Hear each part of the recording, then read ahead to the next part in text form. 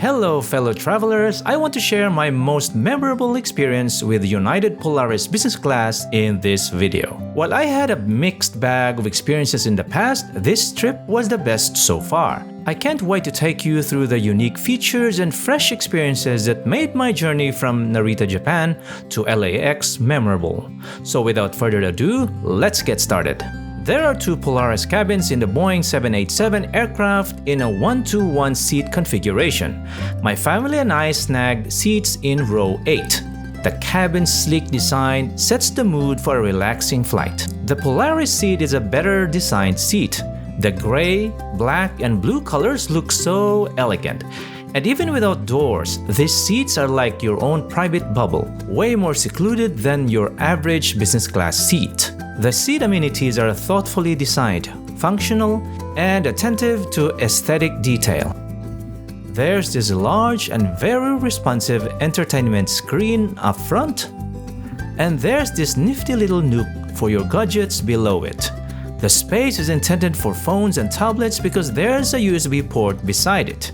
And there's this space next to me, perfect for a laptop with a power outlet conveniently placed. Talk about thoughtful design, right? Storage, there's plenty. There's this compartment with a door, ensures nothing goes flying during turbulence, and opposite to that, a stylish light fixture and a reading light are right within reach. But here's the cherry on top. If you're in a middle seat, there's this cool automatic divider. Just press the button and voila, total privacy from your neighbor. This Polaris seat is adorned with a leather headrest and a cozy fabric cover. When it's time to switch to bed mode, the extra thick foam transforms the seat into a cloud-like haven, ensuring a restful journey. Let's talk about the goodies on this flight. I got this sleeper, and honestly, it was a notch above the rest, even compared to the swanky stuff you get on Singapore Airlines or Qatar Airways. And yes, as you might guess, there was the signature Saks Fifth Avenue pillow and a super cozy blanket. The funny thing I noticed, a few folks strolling off the plane with them. I mean, they're so lush, so who wouldn't want to keep one? But hey, I thought those blankets weren't a freebie. Plus, there was this fancy Saks Fifth Avenue sleep set, all zipped up with a day blanket that is so soft to the touch, a duvet, and a cooling gel pillow. Alright, let's dive into the Amenity Kit on this flight. United teamed up with TheraBuddy, and they've knocked it out of the park with this one. The bag's so chunky, and you can tell it's brimming with goodies just by glancing at it. Now, if we stacked it up against a kit from Singapore Airlines, hailed as the best in the skies, it's like David and Goliath. They're so slim, you wonder if there's anything in there at all. But back to this sporty waist bag. It totally has the athlete on the go vibe, right? Inside, it's like Christmas came early. We've got this plush socks with grippy bottoms. Step aside Singapore Airlines and Qatar Airways, these are the real MVPs. Plus, there's a soft tissue, an eye mask that's like a velvet hug for your face, earplugs, a dental kit, and even a pen. Tucked inside a petite pouch, there's a cleansing towelette, hydrating mists, still figuring out what magic that does, and lotion. An eye cream. Yeah, you heard me right. An eye cream. How cool is that? Let's talk about the Wi-Fi on board. Due to my business, Wi-Fi is essential for me. The good news is this flight's got Wi-Fi. Awesome, right? But before you get too excited, let me break down for you. Texting is on the house. But if you want to surf the net, you've gotta have to fork out some cash.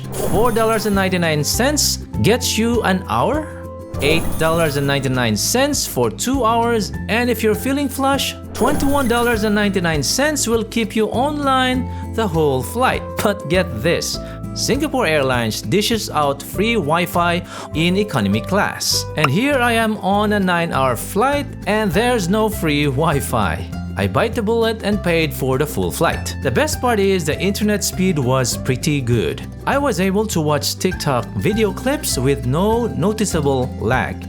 And I was even able to upload a short reel on Facebook. When we reached cruising altitude, the crew started doing their rounds, asking passengers about their food choices. Now, even though we'd pre-booked our selection online, I couldn't resist eyeballing the menu they handed out. And let me tell you, when it comes to food choices, US-based airlines could use a little pep talk. Now, check this out. Our menu was just a single sheet of paper. Meanwhile, those Asian airlines, they're all like, hold my sake, and whipped out those fancy booklets with food pics that could make a foodie weep. But hey, let's be fair. This United flight has more options than the time we flew American Airlines from Qatar to JFK. Their menu, well, it was like a one-act play. No appetizer, no drama. Now brace yourself for the horror story. American Airlines food tasted like cardboard. No joke. Okay, enough ranting. Back to United. We had two culinary experiences on this flight. One right after takeoff and another one before landing. For the takeoff meal, I went all in on salmon. And for the before landing meal, seared yellowtail fish. Before my table turned into a mini feast, they handed me a Coke, which I requested, and a handful of assorted nuts. You know, just to keep the hunger pangs at bay while the real stars of the show got ready. A few minutes later, my food arrived, and this was what I got. For my appetizer, I had the buffalo mozzarella with fresh tomato, drizzled with olive oil, adorned with fragrant basil, and finished off with a touch of balsamic glaze. For the salad course, there's this bowl of romaine kale salad, elevated with the addition of edamame, vibrant bell peppers, and crisp carrots. This little fancy salad provided a burst of flavors and textures. My main entree featured salmon bathed in saffron cream sauce, accompanied by tender pasta linguine, fresh asparagus, and juicy tomatoes. Before I indulged in my salad, I drizzled the Italian dressing over its fresh greens. The resulting medley was a blend of flavors, zesty and tangy from the dressing, bitterness and sweetness from the kale and carrots. The peppers added a hint of heat, creating a symphony of tastes. Personally, I'd skip the kale due to its bitter notes. Next, I tried the main entree. The salmon was covered in a saffron sauce, accompanied by a mound of noodles and veggies. As my fork glided across the fish, I sensed it was slightly overcooked, its texture a tad too firm. The saffron sauce, though flavorful, yearned for a touch of more saltiness. Being Filipino, I appreciate salty food, so I promptly sprinkled salt and pepper on the fish. Viola. The salmon transformed into a tastier delight. The noodles, while perfectly cooked, leaned toward the bland side. A drizzle of salt and pepper, however, elevated them to deliciousness. Before we proceed, kindly consider giving this video a thumbs up. It works wonders for the algorithm. And if you're not already subscribed to this channel, but have a penchant for luxurious travel inspiration, hit that subscribe button. You might be thinking, what happened to the appetizer?